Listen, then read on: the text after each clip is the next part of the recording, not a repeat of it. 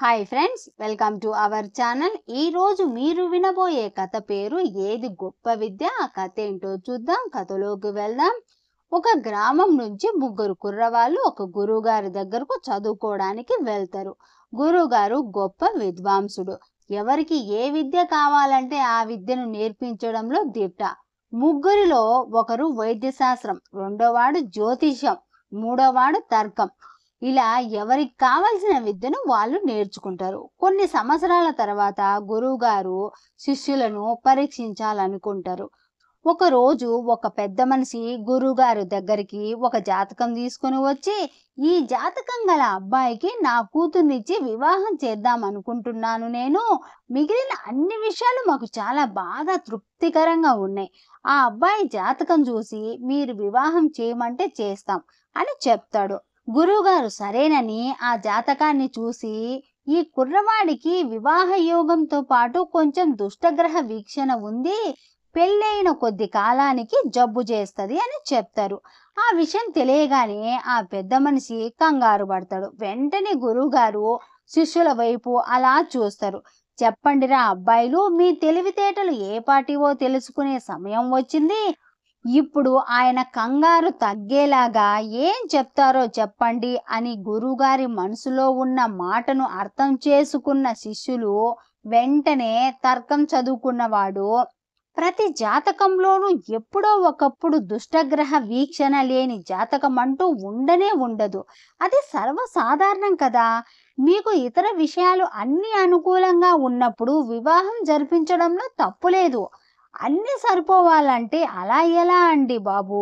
ఆ మాటకు వస్తే మీ జాతకంలోనూ నా జాతకంలోనూ కూడా ఇలాంటి దోషాలు ఎన్నో ఉంటాయి చూస్తే అని చెప్తాడు తర్కం చదువుకున్న శిష్యుడు. ఇక వైద్యం నేర్చుకున్న శిష్యుడు, అబ్బాయికి జబ్బే కదా చేస్తుంది, అసలు జబ్బు చేయని వాళ్ళు అంటూ ఎవరైనా ఉన్నారా? మంచి వైద్యున్ని మాట్లాడి తగిన వైద్యం చేయిస్తే ఎంత పెద్ద జబ్బైనా నయమైపోతుంది కదా. ఇందులో పెద్దగా కంగారు పడేంతగా ఏముంది అంటాడు. ఇక చివరిగా జ్యోతిష్యం నేర్చుకున్న శిష్యుడు, అయ్యో, ఎంత చిన్న విషయానికి ఎందుకు అంతగా రాద్ధాంతం చేస్తున్నారు మీరు? ఏ గ్రహ వీక్షణ బాగాలేదో మనకు తెలుసు గనక ఆ గ్రహాలకు శాంతి జరిపిస్తే సరిపోతుంది కదా, జబ్బు తీవ్రత తగ్గిపోతుంది కదా, అదృష్టం బాగుంటే ఏ సమస్య ఉండకపోవచ్చు కదా అని చెప్తాడు. ఈ ముగ్గురు శిష్యులు మాటలు విన్న తర్వాత ఆ పెద్ద మనిషికి కంగారు తగ్గి మనశ్శాంతిగా, మీరు ఎలా చెప్తే అలా చేయడానికి నేను సిద్ధమని చెప్పి అక్కడి నుంచి వెళ్ళిపోతాడు. ఇక గురుగారు, చాలా సంతోషం రా అబ్బాయిలు, సమస్యతో వచ్చిన వాళ్ళకి కంగారు తగ్గించి వాళ్లకు ఉన్న సమస్యను చిన్నదిగా చేసి చూపించి సమస్యను పరిష్కరించుకునే మార్గాన్ని చాలా చక్కగా వివరంగా సులభమైన మార్గాన్ని చూపించడం చాలా మంచి విషయం అని మెచ్చుకుంటారు గురువు గారు. ఇకపోతే మరికొంత కాలానికి గురువుగారు శిష్యులతో, నాకు పక్క ఊర్లో 3 రోజులు పని ఉంది, నేను వెళ్ళి వచ్చే వరకు ఆశ్రమాన్ని, అమ్మగారిని, పిల్లలను జాగ్రత్తగా చూసుకోమని చెప్పి వెళ్ళిపోతారు. అకస్మాత్తుగా గురువుగారి చిన్న బిడ్డకు జ్వరం వస్తుంది. గురువుగారి భార్య బిడ్డ శరీరం తాకి చూసి కంగారుగా, శరీరం వేడిగా ఉంది, బిడ్డకు జ్వరం తగ్గాలంటే ఏం చేయాలో చెప్పండి అని శిష్యులను అడుగుతుంది ఆమె. అప్పుడు తర్కం నేర్చుకున్న శిష్యుడు, అయ్యో అలాగా అమ్మా, బిడ్డకు జ్వరంగా ఉందా, అయితే ముందుగా శరీరంలోని వేడిని తగ్గిద్దామని చెప్పి వెంటనే బిందె తీసుకుని చెరువుకు వెళ్తాడు. చల్లనీళ్ళు పోస్తే వేడి తానంతటా అదే తగ్గిపోతుందని అతని ఉద్దేశం. ఇకపోతే జ్యోతిష్కుడు పంచాంగం తీసి ఆ రోజు తిథి, వార, నక్షత్రాలు, హోరాలు లెక్క చూసి ఏ గ్రహ దోషం చేత జ్వరం వచ్చిందో చూడ్డానికి కూర్చుని లెక్కేస్తా ఉంటాడు. ఇకపోతే వైద్యుడు బిడ్డను పరీక్షించి అది ఎలాంటి జ్వరమో, ఏ మందు వేయాలో తెలుసుకుని వంటగదిలోకి వెళ్ళి పోపుల పెట్టను తీసి గసగసాలు, తేనెను రంగరించి పాప నోట్లో వేస్తాడు. సాయంకాలానికల్లా జ్వరం తగ్గిపోతుంది, పాప ఆరోగ్యంగా ఉంటది. గురువు గారు కూడా ఇంటికి రానే వస్తారు. గురువుగారి భార్య జరిగిన సంగతి అంతా తన భర్తకు చెప్పి ఆమెకున్న సందేహాలను అడుగుతుంది. ఆమె, నాకు తల బద్దలు కొట్టుకున్న అర్థం కాని విషయం ఏంటంటే, జ్యోతిష్యం వల్ల లాభం ఉంటది, నిజమే, నేను చూసిన, నాకు తెలుసు కూడా. ఇక వైద్యం వల్ల లాభం ఉంటది, అది కూడా నాకు తెలుసు. జ్యోతిష్కుడు దగ్గరికి మనం వెళ్తాం, వైద్యుడి దగ్గరికి కూడా మనం వెళ్తాం. కానీ ఈ తర్కం దేనికి పనికొస్తది? మీ దగ్గర తర్కం నేర్చుకున్న మూర్ఖుడు ఉన్నాడు కదా, వాడు పాపకు జ్వరం వస్తోందిరా అని చెప్తే బిందె తీసుకుని చెరువుకు వెళ్తాడు. జ్వరం వచ్చిన బిడ్డకి చల్లనీళ్ళ స్నానం చేయిస్తానంటాడు, తెలుసా మీకు అంటది ఆమె. ఓసి పిచ్చి మొద్ద, పప్పుకు తాలింపు ఎంత ముఖ్యమో జీవితానికి తర్కం అంత ముఖ్యం. నీకు తెలియనంత మాత్రాన తర్కం దేనికి పనికిరాదని అనుకుంటానవా నువ్వు? అక్కడే నువ్వు పప్పులో కాలేసినావు. జ్యోతిష్యం వైద్యం అవసరం ఉన్నప్పుడు మాత్రమే పనికొస్తాయి, కానీ తర్కం అస్తమానం అవసరమే.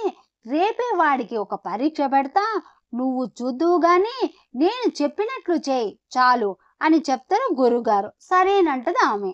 ఆ మర్నాడు మధ్యాహ్నం అందరు కలిసి కూర్చొని భోజనం చేస్తా ఉంటారు. గురుగారు ఉన్నట్టుండి, అయ్యో నేను పొరపాటున చుక్కుడు గింజంత విష పురుగును మింగేసినారోయ్ అని అరిచి స్పృహ తప్పిపోయిన వాడిలాగా కింద పడిపోతాడు. కదలకుండా మెదలకుండా బిగుసుకుపోతారు గురువుగారు. అయ్యయ్యో మీ గురువుగారి సంగతి కాస్త చూడండిరా, ఏమైందో ఏమో అని కంగారు పడుతుంది గురుగారి భార్య. వెంటనే వైద్యుడు జ్యోతిష్కుడు భోజనం చేయడం మానేసి చేతులు కడుక్కొని వైద్యుడు చెయ్యి పట్టుకొని నాడి పరీక్ష చేస్తా ఉంటాడు. జ్యోతిష్కుడు వెళ్ళి గురువుగారి జాతకం ప్రకారం ఇలా ఎందుకు జరిగింది అని జాతకం చూస్తా ఉంటాడు. ఇకపోతే ఆ తర్కం నేర్చుకున్న వాడు ఉన్నాడు కదా, వాడు మాత్రం కదలకుండా గురువుగారి కేసి ఒక్క క్షణం అలా చూసి తన మానాన తాను తింటా ఉంటాడు, అంటే భోజనం చేస్తా ఉంటాడు. గురువుగారి భార్య, అయ్యయ్యో నువ్వు ఎక్కడి శిష్యుడివిరా, బుర్రలేని బుద్ధ అవతారం. అక్కడ మీ గురువు గారు విష పురుగును మింగి పడిపోతే ఏమీ జరగనట్లు, నీకేమీ తెలియనట్టు భోజనం చేస్తానవేంద్రా నువ్వు అని అంటది ఆమె. అబ్బబ్బా చాలేమ్మా, మీరేం కంగారు పడాల్సిన పని లేదు. గురువుగారు ఏ విష పురుగును మింగలేదు. ఆయన విష పురుగును మింగుతున్నానని, అది విష పురుగని, చుక్కుడు గింజంత ఉందని కళ్ళారా చూసి కూడా మింగడానికి మా గురువు గారేం వెర్రి వెంగలప్పేం కాదు. ముందు ఆ విషయాన్ని తెలుసుకోండి మీరు.